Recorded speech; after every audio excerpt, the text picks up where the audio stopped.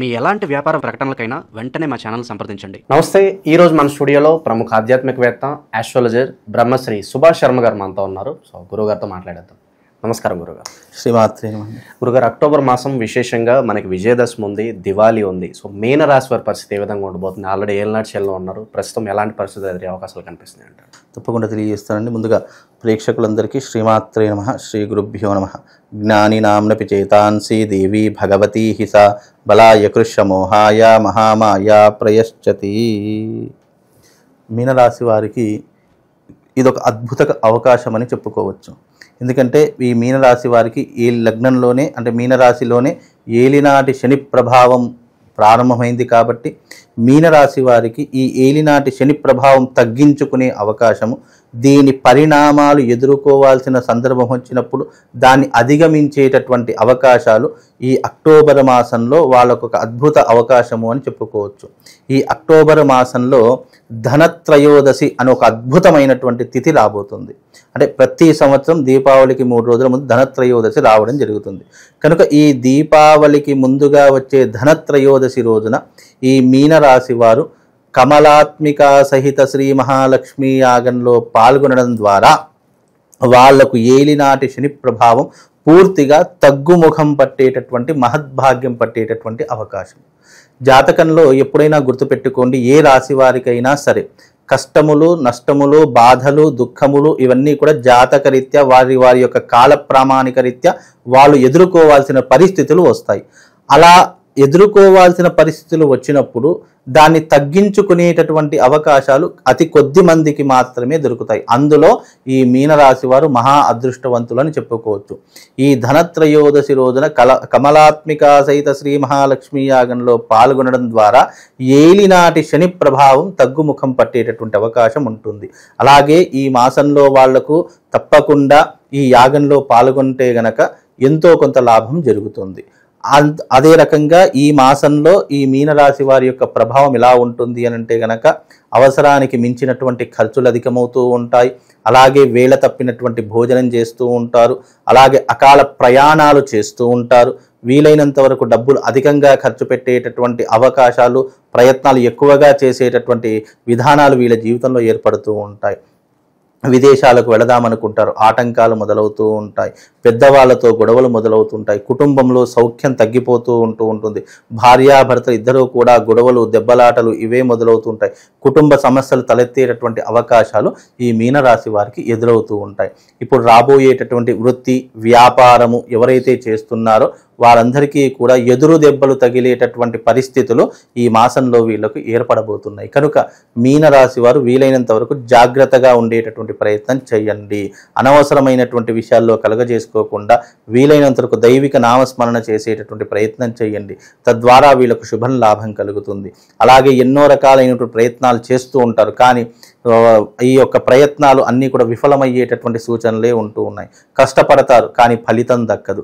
ఎన్నో రకాలైనటువంటి వ్యయ ప్రయాసలు పడుతూ ఉంటారు. ఎన్నో తిప్పలు, ఎన్నో బాధలు అనుభవిస్తూ ఉంటారు. అయినా ఎలాంటి ప్రయోజనం కూడా వాళ్లకు దక్కదు. దానికి తోడు కుటుంబంలో సమస్యల వల్ల మానసిక పరిస్థితి కానీ లేదా శారీరక విధానం కానీ తగ్గుముఖం పట్టేటటువంటి అవకాశాలు, హాస్పిటల్స్ కానీ లేదు అని అంటే కనుక ఆరోగ్య సమస్యలు కానీ ఇవన్నీ కూడా తలెత్తేటటువంటి సూచనలు ఈ మాసంలో వీళ్ళకి కనిపిస్తున్నాయి. కనుక మీనరాశి వారు వీలైనంత వరకు జాగ్రత్తగా ఉండే ప్రయత్నాలు చేసుకుంటే అన్ని రకాలుగా బాగుంటుందండి. శత్రువుల పరిస్థితి గురుగారు, శత్రువుల నుంచి ఎక్కువగా ఆటంకాలు వచ్చే సూచనలు కనిపిస్తున్నాయి అంటారు? తప్పకుండా అన్ని సమస్యలు ఎదుర్కొంటారు. శత్రు భయాలు ఎదుర్కొంటూ ఉంటారు, ఆర్థిక పరమైనటువంటి ఇబ్బందులు ఎదుర్కొంటూ ఉంటారు, కుటుంబ సమస్యలు, ఈ యొక్క ఆరోగ్య సమస్యలు ఇవన్నీ కూడా తలెత్తేటటువంటి అవకాశాలు మీనరాశి వారికి ఏర్పడుతూ ఉన్నాయి. కనుక మీనరాశి వారు వీలైనంత వరకు జాగ్రత్తగా ఉండే ప్రయత్నం చేయండి. అలాగే మొన్న గ్రహణం జరిగినటువంటి పరిస్థితుల యొక్క ప్రభావం అంటే అన్నీ కూడా అన్ని దారులు మూసుకుపోయేటటువంటి పరిస్థితులు ఏర్పడతాయి. గ్రహణ ప్రభావము, అలాగే ఇప్పుడు వచ్చేటటువంటి ఏలినాటి శని ప్రభావము, అలాగే ఈ యొక్క ఎవరికైతే ఈ శని ప్రభావం ఉంటుంది అంటే లగ్నాధిపతి అయినటువంటి వాడు ఎప్పుడైతే శనితో కలిసి ఉంటాడో లేదా లగ్నంలోనే శని ఉన్నాడు అంటే మీనరాశిలోనే శని సంచరిస్తున్నాడు అనుకున్న ప్రతి ఒక్కరికి కూడా ఏలినాటి శని ప్రభావము అనేటటువంటిది తగులుతుంది.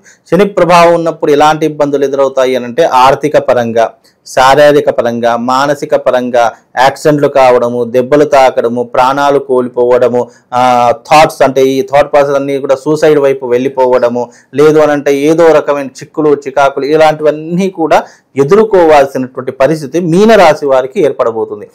చాలా మంది ఏమనుకుంటారు అంటే ఇవన్నీ నాటకాలు బూటకాలు అని చెప్పి చాలా మంది విమర్శ చేస్తుంటారు. కానీ మనిషి యొక్క పరిస్థితి కాలం మీద ఆధారపడి ఉంటుంది. గుర్తుపెట్టుకోండి, ఈ రోజు నువ్వు బాగున్నావు కాబట్టి నువ్వు నాటకం బూటకం అంటున్నావు, కానీ నీ పరిస్థితి ఆ గోచరంలో నువ్వు అడుగు పెట్టినప్పుడు నీ పరిస్థితి అలవాటు అయిపోతుంది. ఎందుకు అని అంటే గనక మనం మంచిలో ఉన్నప్పుడు నరం లేని నాలుక 1,00,000 మాటలు చెప్తూ ఉంటుంది, అంటే ఎదుటి వాళ్ళకి హితబోధ చేస్తూ ఉంటుంది. కానీ మనం ఆ పరిస్థితిలో అడుగు పెట్టినప్పుడు మనం కూడా శరణం శరణం అనుకుంటూ చెట్టునో పుట్టనో నమ్ముకోక తప్పదు. ఎందుకు అని అంటే గనక మనిషి యొక్క స్వభావం యొక్క లక్షణాలు ఎలా ఉంటాయంటే కాలం ఎలా మార్పు చెందుతూ వస్తుందో మనిషి యొక్క ప్రభావం ఆలోచనలు తప్పకుండా మార్పు చెందుతాయండి. ఎగ్జాంపుల్గా నాకున్నటువంటి ఒక శిష్యుడు ఒకానొక సమయంలో చాలా అద్భుతంగా బ్రతికాడంటే అసలు దేవుడు అంటే తెలియదు, అసలు ఆ దైవికం అనేటటువంటి భక్తి లేదు, అసలు ఏమీ లేదు, కానీ టాప్ పొజిషన్లో ఉన్నాడు. కానీ ఎప్పుడైతే ఏలినాటి శని ప్రభావంలో అడుగు పెట్టాడో డౌన్ఫాల్ మొదలైంది. పూర్తిగా అధోస్థాయికి పడిపోయాడు. దేవుడు అంటే నమ్మకం లేనటువంటి వాడే స్వామి నాకు ఏదైనా రెమెడీస్ చేయండి, స్వామి నాకు ఏదైనా పూజ చేయండి, నా పరిస్థితి అస్సలు బాగుండట్లేదు, బిజినెస్లో పెట్టిన ఇన్వెస్ట్మెంట్లు అన్నీ పోయాయి, నేను పెట్టుబడులు పెట్టినటువంటి అన్నీ కూడా నేను పోగొట్టుకున్నాను, నా యొక్క మానసిక పరిస్థితి శారీరక అస్సలు బాగుండట్లేదు అంటే బాగున్నప్పుడు ఏది గుర్తుకు రాదండి. బాగా లేనప్పుడే మనిషి దేవుని నమ్మడం ప్రారంభం చేస్తాడు. అంటే మనిషి ఎప్పుడైతే ఏదైతే నాకు దొరకట్లేదు రావట్లేదు, ఏదైతే నేను అనుకున్నది సాధించలేకపోతున్నాను అని అనుకుంటున్నాడో దానికి కారణము నీ జాతకంలో ఉన్నటువంటి ప్లానెటరీ పొజిషన్ ప్రతి ఒక్కరు గుర్తుపెట్టుకోవాలి. ఎందుకు అంటే ఈ మధ్యకాలంలో చాలా మట్టుకు వింటున్నాను, జ్యోతిష్యం అనేటటువంటిది వాళ్ళ స్వప్రయోజనం కోసం వాడేటటువంటి మాట అని చాలామంది విమర్శిస్తున్నారు. వాళ్ళందరికీ చెప్పేటటువంటిది ఒకటే, స్వప్రయోజనం కాదు, ఇది నేను కాదు మా తాతలు ముత్తాతలు అసలు మనం పుట్టక ముందు నుంచే జ్యోతిష్యం అనేటటువంటిది ఉంది. కానీ దాన్ని చూసే విధానం, చూసే పద్ధతులు, మనం చెప్పేటటువంటి విధానాన్ని అనుసరించి చాలామంది విశ్వసిస్తారు. ఒకళ్ళ విశ్వాసాన్ని మనం కాదనకూడదు. కాబట్టి మీనరాశి వారికి ఏంటి అని అంటే కనుక శని ప్రభావం వల్ల కోరి కోరి కష్టాలు ఎవరు తెచ్చుకోరు, కాలం తీసుకొచ్చి పెడుతుంది. నీ జాతకంలో శని మొదలైంది కాబట్టి నువ్వు వద్దన్నా నీకు సమస్యలు వస్తాయి. సమస్యలు కావాలని ప్రపంచంలో ఏ మనిషి కోరుకోడు. అయ్యో నాకు సమస్యలు రావాలి, నేను కష్టపడాలి, నేను బాధపడాలి, దుఃఖపడాలి, 10 మందిని నన్ను విమర్శించాలని ఎవరు అనుకోరు. కానీ కాలానుగుణంగా వచ్చేస్తూ ఉంటాయి. అదే ఆస్ట్రాలజీ అనేటటువంటిది దానికే అంత సామర్థ్యము. అందుకే ఇవన్నీ సూచనలు ఎలా చెప్తాము, గణన విషయం. జ్యోతిష్యంలో ఒక పద్ధతి ఉంది. నీ జాతకంలో ప్లానెటరీ పొజిషన్లో ఏ గ్రహం ఏ ప్లానెటరీ ఎక్కడైతే ఉందో దాని యొక్క ప్రభావంగానే నీ మనిషి యొక్క జీవిత చక్రం అంతా కూడా తెలుస్తుంది. దాన్ని అనుసరించుకుంటూ వెళితే మనిషి కష్టములు వచ్చినా ఎదుర్కొనేటటువంటి శక్తి సామర్థ్యాలు ఏర్పడతాయి. ఇది ఒక్కటి గుర్తుపెట్టుకోవాలి ప్రతి ఒక్కరు. ఏదో మనం రాశి ఫలాలు చెప్తున్నాము అందరు చెప్పినట్టే చెప్తున్నారండి అని అంటే కనుక బేసిక్ అందరూ ఏ రూల్స్ అండ్ రెగ్యులేషన్స్ ఉన్నాయో అవే ఫాలో అవుతారు. కొంతమందికి నచ్చుతాయి, కొంతమందికి నచ్చవు. ఇప్పుడు ఈ రాశి ఫలాలు కూడా 1,00,00,000 మందికి యాప్ట్ కావు. ఎవరికి యాప్ట్ అవుతాయి, జన్మ జాతక రీత్యా ఎవరికైతే ఈ యొక్క రాశి వర్తిస్తుందో వాళ్ళకే వర్తిస్తుంది. కొంతమంది అంటారు గురుగారు, ఇప్పుడు ఏళ్ళనాటి శని చాలా మంది బాధపడుతుంటారు, కానీ ఏళ్ళనాటి శనిలో గొప్ప వాళ్ళు అయిన వాళ్ళు కూడా చాలా మంది ఉన్నారని చెప్తూ ఉంటారు. అంటే వాళ్ళ జాతకంలో యోగాలు ఉన్నాయి. అంటే జాతకంలో శని ప్రభావాన్ని ప్రామాణికంగా తీసుకోవడం అనేటటువంటిది కుదరదు. యోగము, వాళ్ళు పుట్టినటువంటి యొక్క ప్లానెటరీ పొజిషన్ అంటే వాళ్ళు పుట్టినటువంటి గ్రహ సంచారము, అలాగే ఈ శని దశ కొంత ఇప్పుడు ఎగ్జాంపుల్ కూడా చెప్తాను. శని దశలో బాగుపడ్డ వాళ్ళు ఉంటారు, మోస్ట్ ఆఫ్ ది పీపుల్ నష్టపోయిన వాళ్ళు ఉంటారు. ఎందుకు బాగుపడతారు అని అంటే గనక ఒక రోగికి ఇబ్బంది వచ్చిందంటే డాక్టర్కి ప్రయోజనము, ఒక బిజినెస్ మ్యాన్కి నష్టం వచ్చింది అని అంటే గనక అది ప్రజలకు ఉపయోగపడుతుంది. ఎందుకంటే ధరలు పెరిగాయి అనుకోండి, బిజినెస్ ధరలు పెరిగినప్పుడు తీసుకుంటారు, ఇప్పుడు తగ్గాయి అనుకోండి ప్రజలకు అది ఉపయోగపడుతుంది. అలాగే ఒకరికి లాభం అనుకున్నప్పుడు ఒకరికి తప్పనిసరిగా మంచి కూడా జరుగుతుంది. ఎందుకంటే అందరికీ చెడే జరుగుతుంది అని చెప్పలేము. చాలా మంది ఈ క్వశ్చన్ కూడా అడుగుతారు, శని ప్రభావం నాకు చాలా అద్భుతంగా ఉందండి. అది నీ అదృష్ట యోగము, నువ్వు చేసుకున్న పుణ్యకర్మ, నువ్వు చేసుకున్నటువంటి అదృష్టము నేను ఆ స్థానంలో కూర్చోబెట్టి. అందుకే దైవిక పరమైనటువంటి ఆరాధనలు ఎందుకు చేయమంటాము అని అంటే గనక ఇదిగో ఇలాంటి శని దశ వచ్చింది అన్నప్పుడు నువ్వు ఆ శని దశలో బాధపడకూడదు అనే ఒక స్వలాభం కోసమే చెప్తారు. ఇప్పుడు మనం చేసుకున్నటువంటి కర్మలు ఉన్నాయి, అంటే దైవిక పరమైనటువంటి యజ్ఞాగాదులు, దేవతార్చన, ఇవన్నీ కూడా మనిషి ఇలాంటి దశలు వచ్చినప్పుడు బాధపడకుండా, ఇబ్బందులు పడకుండా ఆ పుణ్యము నిన్ను ఇక్కడ పైకెత్తింది అని అర్థం చేసుకోవాలండి. ఇక విశేషంగా మరి ఎలాంటి పరిహారాలు దైవారాధన బాగుంటాయి అంటారు ఈ మాసంలో? ముఖ్యంగా మీనరాశి వారికి ఒకటే ఒక పరిహారం చెప్తాను. ధనత్రయోదశి రోజున నిజామాబాదులో నేను ప్రత్యేకంగా ఈ యొక్క ధనత్రయోదశి రోజున కమలాత్మిక సహిత శ్రీ మహాలక్ష్మి యాగం ప్రారంభం చేస్తున్నాను. కనుక ప్రతి ఒక్కరు మీనరాశి వారు ఎవరైతే ఇబ్బందులు, అంటే ఎలాంటి ఇబ్బందులు చెప్తాను. ఫస్ట్ మీ జీవితంలో ఉన్నాయో లేదో చూసుకోండి.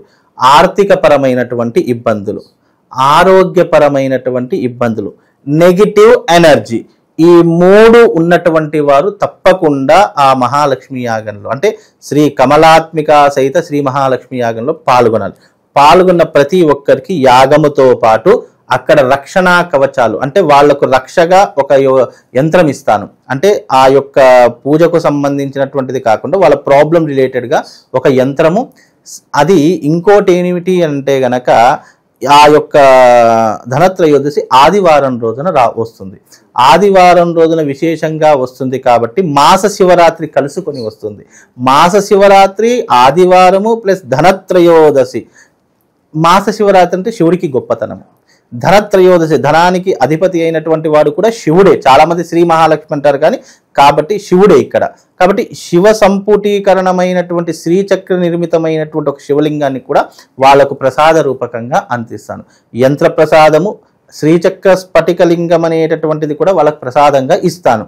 ఎవరైతే ఈ యొక్క మీనరాశి వారు ఉన్నారో తప్పకుండా రండి, వచ్చి రిజిస్ట్రేషన్ చేసుకుంటే వాళ్ళకు తప్పకుండా యాగంలో పాల్గొనేటటువంటి అవకాశం ఇస్తాను. ఆ రోజున అక్కడ జరిగేటటువంటి మహా అద్భుతమైనటువంటి ఇది కూడా సాయంకాలం ప్రదోష కాలంలో ఉంటుంది. ఎందుకు అని అంటే గనక ధనత్రయోదశి అనేటటువంటిది సాయంకాలం చేస్తేనే దానికి విశేషమైనటువంటి, అది సింహలగ్నంలో చాలా మంది ధనత్రయోదశి రోజున సింహలగ్నంలో మార్వాడి వాళ్ళ దగ్గర ఎందుకు డబ్బు ఉంటుంది అని అంటే గనక సింహలగ్నంలో ఈ ధనత్రయోదశి వస్తే వాళ్ళు లక్ష్మీదేవిని విపరీతంగా ఆరాధిస్తారు. ఆ రోజున వాళ్ళ ఇంట్లో ఎన్నో రకాల సిరి సంపదలను అమ్మవారి ముందర పెట్టి అమ్మవారిని చాలా విశేషంగా ఆరాధిస్తారు. కాబట్టి మార్వాడి వాళ్ళ ఇంట్లో ధనం అనేటటువంటిది కొలువై ఉంటుంది. అలా వాళ్లకు సాయంకాలం ప్రదోష కాలంలో ఈ ధనత్రయోదశి పూజలు ఉంటాయి. కాబట్టి అందరూ మీనరాశి వారు ఎవరైతే ఉన్నారో తప్పకుండా మీ పేరు రాయించుకోండి. ఆ రోజున రండి, వాళ్లకు తప్పకుండా ఏలినాటి శని ప్రభావం పోయేలా ఈ యాగం అనేటటువంటి నిర్వహిస్తామండి. ఓవరాల్గా మీనరాశి వారి పరిస్థితి ఈ మాసం ఏ విధంగా ఉంటుంది, ఎలాంటి జాగ్రత్తలు తీసుకోవాలి, చాలా బాగా వివరించారు. ధన్యవాదాలు. శ్రీమాన్.